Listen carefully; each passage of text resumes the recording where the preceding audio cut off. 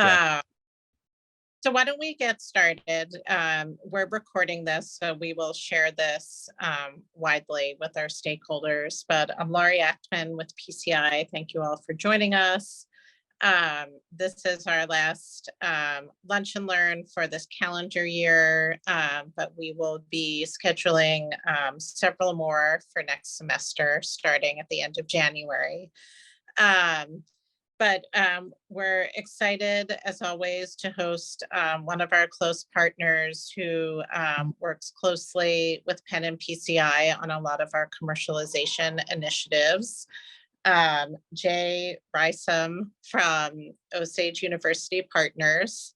And the topic we're focusing on today is open source software and copyrights, and kind of how to make that part of your commercialization strategy. This is always a topic that generates a lot of interest and questions among a lot of our stakeholders here at Penn.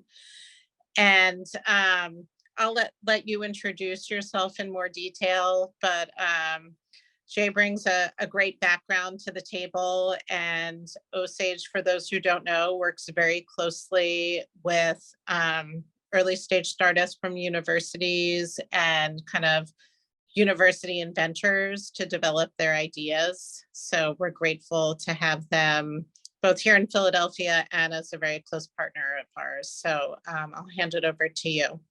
Thank you so much. Let's see, I'm going to try to get my screen here. Let's see. Can you see my screen? Yes. Awesome. So quick primer on Osage University Partners.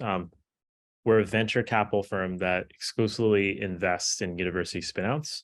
As Laurie mentioned, what makes us unique is that we have close partnerships with over 100 universities, and we work with all of their tech transfer offices. At this stage, OUP is on their fourth fund. We have about $800 million under management. We invest across all sectors, across all stages. If it comes out of a lab, if a founder is a faculty member, a grad student, will be interested in investing. And at this point, I think we've invested in over 120 startups, many of which are open source software.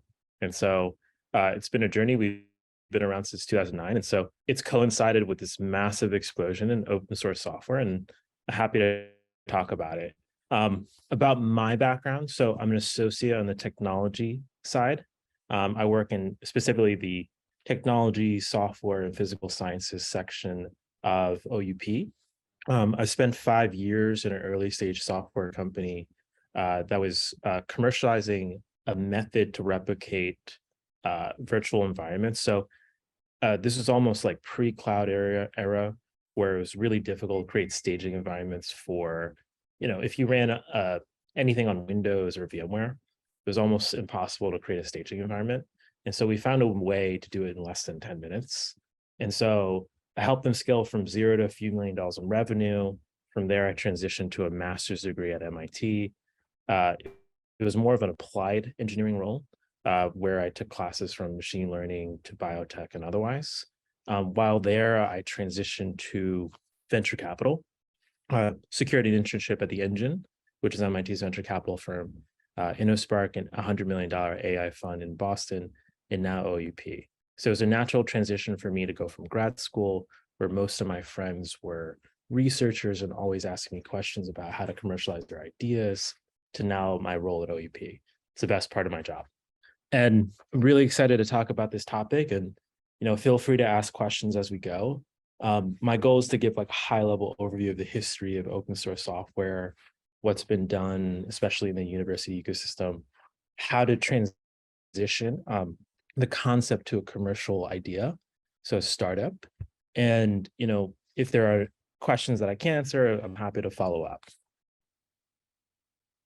I think it's first important to define what open source software is. So for short, OSS, it's focused on the source code of which anyone can use, modify, and redistribute for free. And the free is not necessarily meant to mean free of charge. It's referring to freedom. So on the left, source code is something that's readable, it's editable, it's open to the public, while the right is compiled code. So that's something that's more proprietary. If you have a startup, that's something that you want. Those are your trade secrets that are built on top of the source code. And really it's built on fundamental principles of, running the program as you wish for whatever purpose. Being able to read and study and learn from the source code, to make copies of it on your local machine or otherwise, to make copies of modified versions for whatever you're building. It's really about this early ethos that was built within the 1970s and 80s, where there's a massive shift, by Microsoft and others to almost do the opposite, because in some ways is a bit self-serving. They want to monetize their software inventions, not just Microsoft, but others. And there's a counterculture that ran counter to that in academic settings. And so for context, if you're not familiar, the concept of OSS started in the 70s with the MIT Artificial Intelligence Lab, and also Richard Stallman, RMS. They wanted to share their code freely. And it's exactly as I mentioned, there's a conflict between those who are charging a lot of money. Academics couldn't afford that. They want to be able to just send their code to each other and modify it. And so what happened in the early 1980s, RMS, as he's known as, built an alternative operating system to Unix, to Microsoft, called the GNU project. And he launched the Free Software Foundation, which laid pretty much the early foundation for open source software.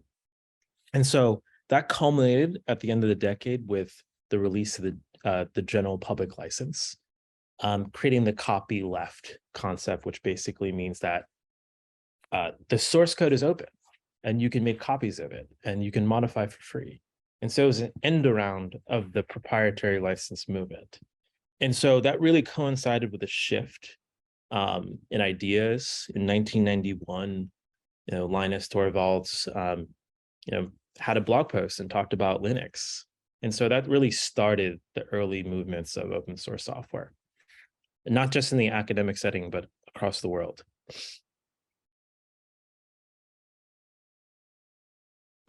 And to illustrate the timeline, it started with GNU. Really, Linux and GNU is synonymous because in 1992, Richard Stallman replaced his existing kernel with Linux. And so GNU and Linux are almost synonymous. Soon afterwards, the Linux Foundation was founded, and then became a whole new shift into commercialization. That started with Netscape in 1998. So the browser system, the first internet browser, that was the early incarnation of commercializing open source software. Then it's shifted with a massive success in Red Hat Linux. And I'll talk about what exactly they did in terms of their business model, but they started offering support services on top of Linux because for many complex enterprise use cases, things started breaking down and customers were willing to pay for it. And so their success led to an entirely new industry. So I think if you're familiar with open source software in general, you'll see a lot of familiar names: MariaDB, Cassandra, Chef, MongoDB, which is still a publicly traded company, Neo4j, a graph database. It just started an explosion of these type of companies that are coming out. And what's really interesting is that there's two kind of areas of commercialization. I think many leading tech companies like Google, Facebook, and otherwise, in order to recruit talent and use it as a marketing tool, they started open sourcing their stuff like Kubernetes or Kafka and otherwise. That's how they attracted talent. It was almost an internal marketing form. And on the opposite end of the spectrum, you have private companies. So Spark became Databricks. Apache Airflow became Astronomer. There's a whole host of examples here. And I think fundamentally, at this point, I think GitHub deserves a lot of credit for that. And I can go into why. And as I mentioned, the OSS ecosystem is really pervasive in the modern application stack at this point. from databases to middleware. This is a little bit more categorized version of the previous slide. And as I mentioned, I give a lot of credit to GitHub because it centralized the way you could contribute to an open source project. Before, it was so decentralized on individual websites. There wasn't an easy method to track commitments or changes to a specific project. And I really think that this explosion, as you can see, is probably can be traced to 2008 in GitHub. At least that's my opinion.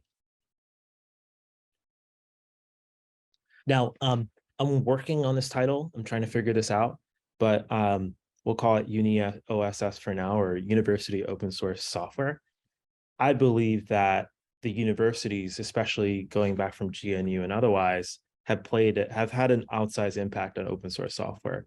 Not just because of the ethos, but in terms of actual dollars now. So Databricks is the best example of which they've created $30+ billion in enterprise value based on commercializing Apache Spark. And in terms of stars, and I'll get into the metrics, people are very obsessed with these vanity metrics, in my opinion, which are the stars. So at this count, they're at 35K, came out of Berkeley Rise Lab. I think it was called the AMP Lab at that point, and now they're called the Sky Lab. So they're pretty well known. Any scales, then a distributed computing open source software that's commercializing Ray. They've all raised a ton of money. So 3.5 billion, 260 million. From University of Washington, OctoML, working on edge computing cases, reducing deep learning algorithms for edge computing. 10,000, almost 9,000 GitHub stars, $133 million in funding. Now, I wanted to find something Penn related. This is not, I think this is kind of a loose following because the CEO came from Penn, but Materialize, a streaming database, all counted for Penn. So it came out of there.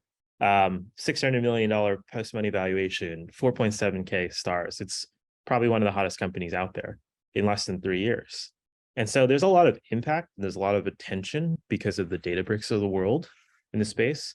So the open source software community owes a lot to the universities. So it's an important topic for you to understand, and hopefully, and I think in the next 5 to 10 years, it'll continue to be so. And this is an illustration of the previous metrics that I mentioned. It's just sort of a way to initially benchmark sort of traction over time. Something called star history, but just to understand the trajectory of like the most popular open source projects, most of which are from the universities. Spark is the gold standard, as well as MongoDB. So you can see the benchmarks over here. Some have taken longer, some have almost linear growth, some have extremely exponential growth, which may or may not be real, honestly. But this kind of gives you a spectrum. So clearly Ray is on a similar path. They've raised probably $200 to $300 million, as I mentioned before. They're worth about $1 to $2 billion. From my understanding, they have limited commercial traction, but their community traction is exceptional. So, this is the topic at hand. How do you go from open source software itself to this source code that you can manipulate for free to something that you can charge other people to use? Which requires a license, it's bound by a company's license. This is the topic at hand. And the two best examples are Red Hat and Databricks, which commercialize Linux and Spark, and two of the most important open source platforms in the last 20 years. And they've taken two different approaches. Red Hat is focused on, adding support services when things got broken down. But that's not necessarily replicable. Whereas Databricks did a combination of two things. One, it's a core open source model where they had a freemium stuff, and then they added features on top of it, like single sign-on and others. And then they eventually started hosting their own entire instance where they charge the end users hourly fees. It's almost like their own cloud service, which is what's common now. Databricks is sitting at $1 billion in revenue, which is publicly available. Their valuations ranges between 32 to 38 billion. If I'm not mistaken, Red Hat was acquired by IBM for around $32 billion several years ago. So this is massive, massive value in the space. There's very few companies like these. These companies come along once every 10 years. And it's a direct result of being in the open source software ecosystem where there's a large market and a large need. So like, what are the basic mechanics? And you may be familiar with this, but I'm just giving a high level overview. So you have the repo itself. So where is the source code located? How do you communicate with others? Where is the community base? How do you fix the code base? Really, it's GitHub. I guess there's other platforms, but that's the gold standard. So there's GitHub at the central, and then you have your contributors, which are very important. So these are the authors of the code. They can be from anywhere in the world. So they make changes via pull requests. Pull requests are just changes that require approval. And then there's another stakeholder called the committer who's responsible for evaluating each of those pull requests. Ideally, this is, these are exceptional individuals who have long standing within the community, high degree of technical acumen, can assess whether this code works or not and is good for the community. Because there are obviously risks in this space, which I didn't discuss. What if something can be hacked? What if, Heartbleed happened, for example? There are a lot of risks involved in open source software as well, which is why many customers end up moving towards paying for things, security and otherwise, services when things break. And then last of which, there's the users itself. So this is anyone who can install the code. So I'll talk about it in a little bit, but there's two components. There's stars, people just like stuff. It's like Facebook. But then the second piece is like the installs. So the monthly installs are a really important metric to understand who's downloading the stuff, who's actually using it on their local computer. And typically what the contributors do, they download the source code on their local computer, hack away, and then upload it back into the repository itself. And then the last piece is the foundation. At some point, if a project is good enough and gets enough traction, they're going to need funding through various sources. And so there's three main models for that, the Linux Foundation being one, Apache being two, then Mozilla. And these are, I guess, nonprofit organizations that help organize the code itself and sort of bear responsibility for maintaining the standards of the code. And that's only reserved for exceptional projects. And that's a great topic for what's next. So how do you go from a project to a startup? And to just zoom out a little bit, the traditional enterprise software landscape. Now, how do most entrepreneurs build a business? You could kind of argue the order is a little bit out of place, but really it's identifying some kind of problem. It could be XYZ is too slow, or it's too expensive, or I don't know, like feels like there's another database company coming up every day. Like maybe it's not written in Rust. I'm not sure, but let's use that as an example. And they identify the problem, understand the pain points, understand the customer willingness to pay. Then they build that said product for, let's say, pilot costs or otherwise, raise money at any point during those earlier phases when they have proof points and they have the technical ability to buy it, to create an MVP, they prove enough traction. They've gotten product market fit, which is another word for people are paying for it in a rapid pace. They really need it and they're keeping it, and then they're scaling it. That's kind of the traditional model. For the commercial operating open source software startup, it's a little bit different. And usually it starts with a very, very technical pain point as opposed to a business problem. Maybe I wasn't clear in the traditional enterprise software startup. Let's say it could be technical, but most of the time it's the business use case. For the open source software, it's your target demographic are the developers, really, or engineers of some kinds. Could be ML engineers. There's some critical tech pain point that needs to be solved.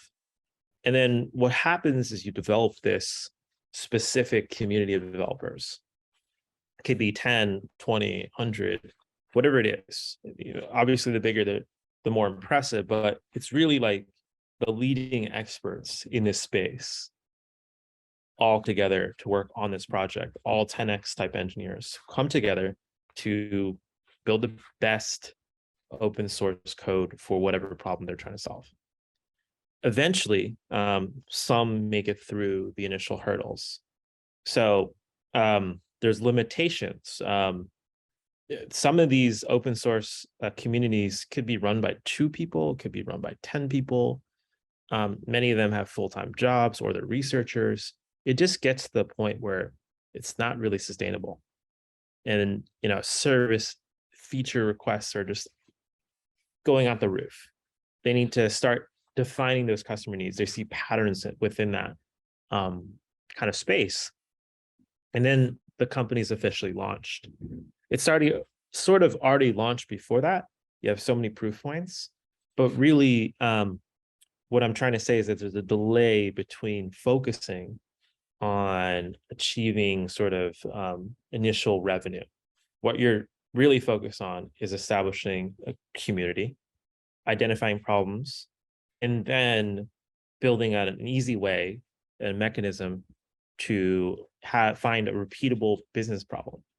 And then, of course, you add value-added products, features over time, charge more for that, and then continue to leverage that community because it's an easy method of sort of gathering more leads. And so from a sales perspective, the commercial open source software startup is more of a bottoms-up approach. So you target the end users and you kind of go up from there. Whereas the traditional enterprise software is quite, in many ways, opposite. Now, here's a case study from one of our portfolio companies, and I won't go through each with the bullet points, but Zeek is an open source software for network analysis frameworks. It's focused on hyperscale networks. It was originally founded in 1994, which is a long time ago if you think about it. It took us 7 years to build this community. So the first workshop, 55 people attended. There was a buzz about this. Next thing you know, they started getting traction in the commercial pilots. 13,000 endpoints were installed at some point. Someone started to identify that problem and realize there's a business case here in 2013. The company's launched, the initial pilots are there, but they have to pivot to figure out the right application. And then eventually, in 2017, they raised their Series A from us in Excel. Then they raised their Series B, and they've gone on to get a lot of funding since then. And their trajectory is quite a bit.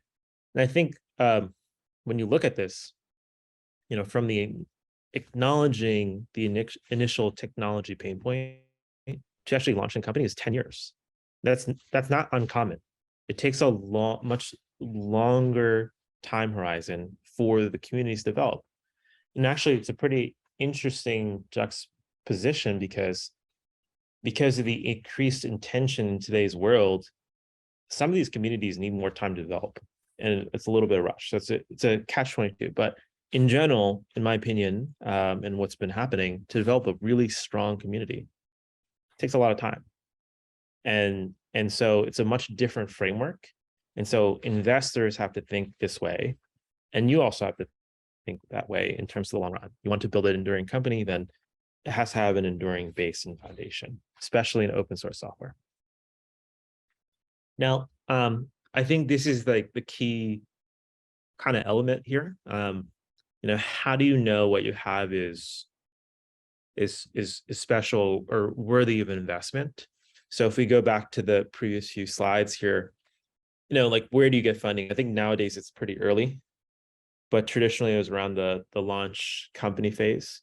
But because there's so much competition of capital, it's sort of gotten earlier into the life cycle of a commercial open source software startup. What's happening now is that you have to find a way to measure or benchmark the progress of your open source software against industry standard. I think most people focus on the vanity metrics, as I mentioned, which are, I like to categorize it in 2 ways, like the awareness of the project, as well as the engagement. Now, the awareness are the stars, the likes, the forks, the people who watch it, the installs. Not totally unimportant, but missing the point. Because as I mentioned, it takes 10 years to build a really strong community. So how do you measure the strength of the community? It's really about the engagement. And how do you measure the engagement? Thanks to GitHub and other tools, you can figure out and benchmark as an investor and otherwise, you can figure out what's going on in the ecosystem. And so how do you measure engagement is the key question. So pull requests. If you go back to the previous stakeholder map, I mentioned contributors, committers, and users, and the repo itself. How many pull requests are happening? How popular is this project? Are they creating issues? Are they raising comments a lot? Are they creating commits? How many monthly active users do you have, or creators, I should say? What kind of questions are being asked? Those are all measurable, and you can go to each of these projects on GitHub and understand how popular each of these communities are. Now, benchmarks, if you pretty much want to raise money so far, it's too early to tell if it's wrong or right. But if you have, 50 plus monthly active creators, you're going to raise a lot of money to try to monetize this community. And it's not just 50 any random people. These are the 50 world's leading experts at your specific topic. These are 10x engineers and otherwise. And so if you look at across the funnel, like 20 to 50 is great signs. 50 to 100 is kind of getting everyone's attention. 100 or more, there's a community fit. And then you're scaling at 200 beyond. And so that's actually a much better metric to focus on than the star counts, because, I don't know about you all, but so many of my friends have sent me their GitHub repositories and have asked me to like it. And so I don't know how much I can really trust those star counts. And to get more specific, what does this say? Benchmark. So if you want to know where you are in terms of star count or forks, this is not that visible. So I'll improve it next time. But basically, the top 1% of projects account for a majority of the stars. So you can almost titrate where your project is. So even if it's at like 10,000 stars, there's like about 2,000 projects that have a similar amount or more.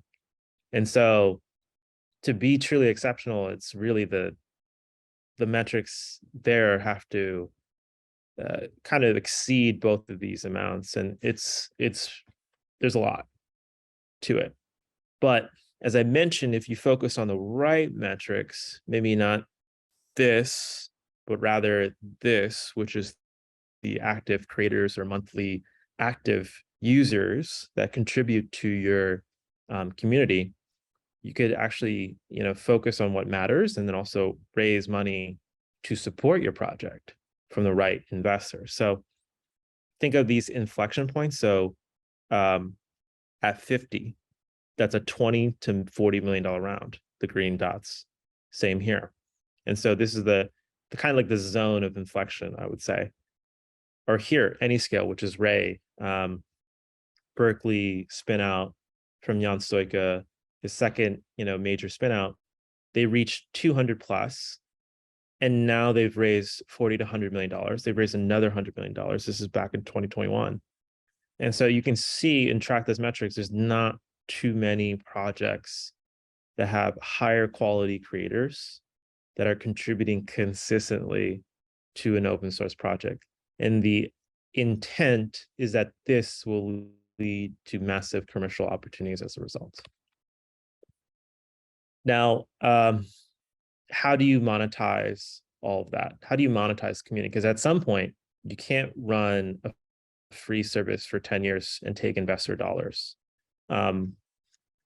Most funds have a 10-year time horizon actually to return an investment to their own investors, their LPs. And so at some point, there has to be a conversation with you as a founder to figure out how to monetize that community. And it's a really difficult thing. RMS, for example, is totally against any kind of monetization. There's philosophical differences. Your community will push back at some point if you don't do it tastefully. And so it's really, a fine line between kind of upsetting the community, but also maintaining the open source ethos of sharing everything, but also figuring out a way to monetize if you take external funding, especially. And so generation one, as I mentioned, are professional services and support. How it works, so it's a free product, and then if it breaks, you have to pay. So the technical complexity is quite high, and so you almost want the customer to come to you. The value you're capturing is pretty low because support services are fairly limited. And so that's why it was like really hard to replicate Red Hat's success. Like Linux was so pervasive and there's so many issues that they could make money off of that. But to get there was 10 years of adoption across the entire, enterprise stack. And so there was a huge market. It was almost like 30 to 50% of the market was covered by Linux, which is the open source alternative to Microsoft. And so that was just an inherently unique situation where an operating system is found within every single machine, whether it's a web server or an individual VM or otherwise. People didn't want to pay Microsoft and others. Generation 2, which sort of evolved from there because it wasn't practical just to charge for support and services, is focused on the open core. There's other complexities, but think of it as there's a part of it's free. There's a little bit of crust available in the center of a pie. But then you layer a ton of features on top of it. So single sign-on, advanced analytics capabilities, RBAC, others, anything you can charge for, honestly. And so the technical complexity is still pretty high, but you capture way more value. So Cloudera is a great example of that. So MuleSoft, so they were commercializing Hadoop and otherwise. And now you have kind of the evolution, which is, I think, a combination of the two. There's a managed cloud service. So it's essentially SaaS for devs. I'm running Databricks. It's too much work to deploy it on my system. I'm just going to do it in the cloud, connect it to my on-prem systems or whatever. It's less complex. They'll handle all the infrastructure stuff. I don't have to worry about that. I just get my application to run. So you capture a lot of value. I don't know what the future remains. That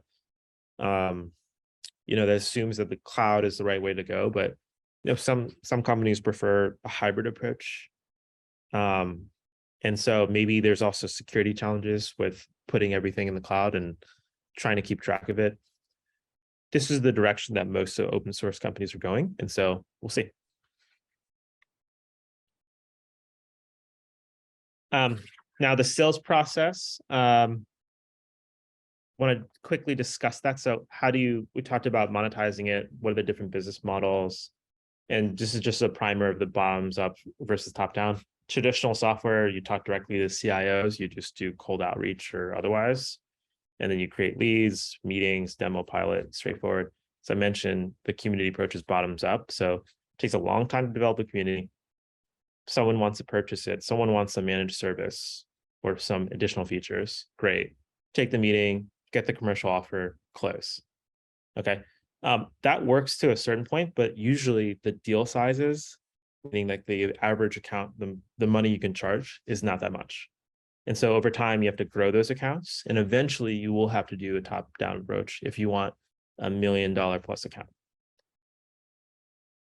Now, the key takeaway for me is that commercial open source software companies, or startups, I should say, are still startups at the end of the day. So there's a little bit of a twist, but here's the thing. You still need a great team. You have to be able to add additional features to monetize whatever you're building. You need substantial momentum. I showed you the metrics to actually focus on, which are the active user count or that monthly active creator accounts. It has to be a massive market, so it can't be a niche product. And most importantly, it's about the community, how strong of it the community is, who's contributing to it, and otherwise.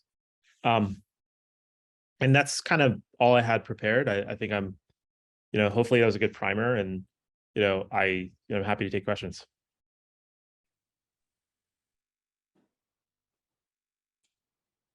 Great. Thank you so much. I thought that was an excellent primer and laid out a lot of the issues and challenges that everyone needs to be thinking about from the early days. Does anyone have any questions?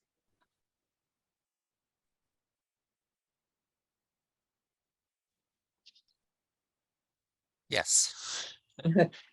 Yeah, Jay, thank you. Yeah, thank you so much. That was really informative. My question is, are you aware of any instances of litigation where I don't know, a foundation or an open source group opposed efforts of a company, to commercialize, even if it was commercialization of a service or a layered on feature? Are you aware of any litigation or any, publicly exposed confrontations on this topic? Yeah. Thanks. I think off the top of my head, I'm not. I did come across a few important pivotal cases, but I'm blanking on them. I can follow with you directly and send you the links. So there have been examples that have been pivotal, and so I can follow up with you directly. But ideally, this takes care of it. Sole purpose. But I think the challenge is when you don't use these licenses. So like it started with GPL, like Poppy left, and I think this kind of illustrates what the most popular license terms are. I think as long as you do these, it should be covered. It should be very clear. And the whole purpose is to avoid litigation through these licenses. So the Apache 2.0 license allows anyone to use the software, purpose it, distribute it, modify it. I mean, communities can be angry, but what are they going to sue for, right? I think there's like a murky middle. It's like, how do you prove like a private company took proprietary information from an open source project or foundation? And it's pretty murky. I don't know, but the idea is through the MIT license and otherwise, it should not come to that. But I think maybe I'm a little, I can get brushed up better on the history, but these licenses came about because of pivotal litigation, and so I can follow with you directly. There's definitely a few cases in the past. I don't know about anything recent. Okay, thanks. Any other questions?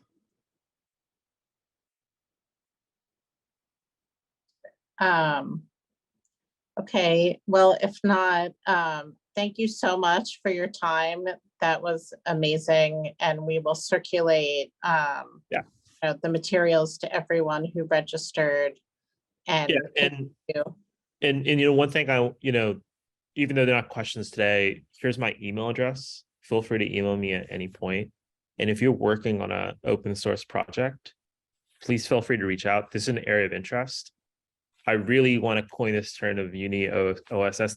Help me think of a better term, but I think universities have a strong role to play in the future of open source software at some point, in continuing in the future. And so I'm happy to talk to anyone, no matter how early the project is. Like, just talk through it and talk about what you're building or what you're thinking about building. And if you have reservations or otherwise, like, I'm happy to jam out at any point.